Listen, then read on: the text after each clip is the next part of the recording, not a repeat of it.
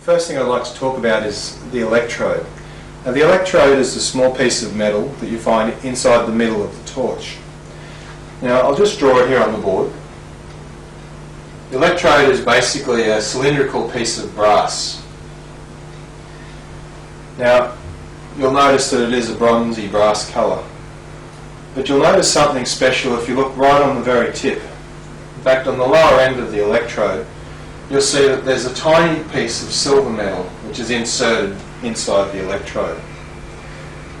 Now, it's actually this piece of hafnium, as it's called, that does most of the work during the cutting process.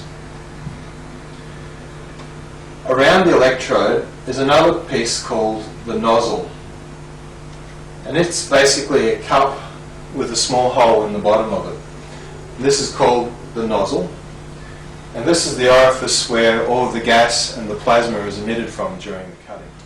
Above the nozzle is a piece of ceramic called a swirl ring. Now, this is a thicker piece of material, and it's usually a reddish colour.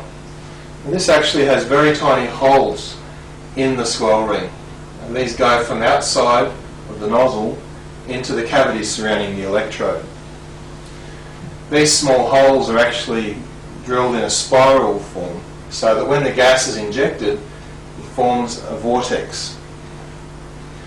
Because around this is still other components which provide both a seal and also cavities for gases to flow for cooling, and up higher still there's cavities to allow cooling to flow through the torch so that it doesn't overheat during cutting.